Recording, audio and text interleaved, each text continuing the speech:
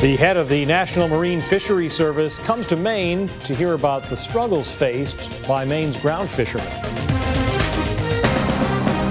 This is News Center at 6. Good evening, I'm Pat Callahan. Cindy Williams is off tonight. It's no secret that ground fishermen are struggling. Their catch has been limited to help stocks recover, and many worry that there are so many fishermen giving up on the business that the working waterfront is disappearing. So when the new head of the National Marine Fisheries Service announced he was coming to the Maine Fishermen's Forum, state and local leaders made sure he got to see what some local fishermen are doing to help save their way of life. News Center's Cornish reports. The members of the MICOAST Fishermen's Co-op believe this wharf could represent a new beginning for ground fishing. And they want to make sure that Schwaab, the new head of the National Marine Fisheries Service, understands what's at stake. And we got to make sure that what our grandfather started is going to uphold, and our fathers. As Jerry Cushman and his business partner Glenn Libby explain, fishermen here believe that lower catches mandated by the government do not have to mean the end of ground fishing in Maine. It got to the point where you had to say, all right, I've had it, I'm done, I'm going to go plant potatoes or something else. Or you just dug in your heels and fought. The fishermen were seeing this as an opportunity to show how things might actually be able to work in the future.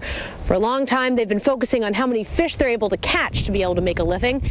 Now they're trying to work on getting the prices up. The fishermen started their own business, Port Clyde Fresh Catch.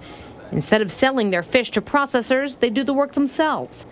They catch a higher price by selling to Mainers and Maine restaurants that are willing to pay a premium to support local fishermen and get the freshest of fish.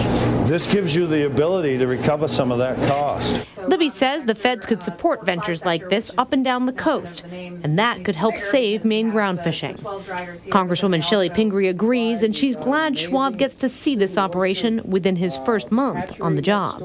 And, you know, he's green on the job, and, you know, in some other states they may not see it as a crisis, but here in Maine we see this as a top priority crisis and something we want to do something about. Schwaab says he gets it. Term. So really that's the crux of the challenge is, you know, that sometimes tension between rebuilding stocks and long-term sustainability and the short-term realities of the economic circumstances that we face. This operation is still less than a year old, but the fishermen are optimistic they may have someone on their side that will help their idea catch on. In Port Clyde, Cornish, News Center. Schwab's visit also comes at a time when the National Oceanic and Atmospheric Administration is under fire for its handling of fisheries enforcement. Some members of Congress are calling for NOAA's head of law enforcement to step down. Dale Jones is accused of shredding documents related to a federal investigation over heavy-handed fisheries enforcement. In January, the Inspector General issued a report showing NOAA officials often deal with fishermen unfairly, and some question whether the shredded documents would have shown even more wrongdoing. Schwaab is now in charge of restructuring the department. He says he'll wait for the Inspector General's investigation of the document shredding before commenting on what should come next. He has promised us an investigation specific to those charges and results within 30 days. We look forward to seeing that report and using that to make take whatever action we might need to take.